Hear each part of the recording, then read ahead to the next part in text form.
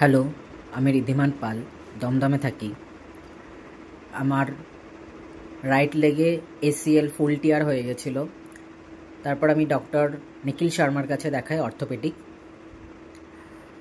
ওনার treatment শুরু হয় তারপরে, এবং আর গত বছর অক্টোবরের 21 তারিখে আমার সার্জারি হয়, রিপ্লেসমেন্ট হয় এসিএল। তারপর ওনার ট্রিটমেন্ট, ওনার মেডিসিন, ওনার গাইডেন্স সব কিছুতে আমি অনেক তাড়াতাড়ি রিকভার করতে পেরেছি। এখন আমার 6 মান্থ কমপ্লিট হয়ে গেছে। আগের থেকে অনেক অনেক ভালো আছি। Thank you so much doctor Nikhil শর্মাকে।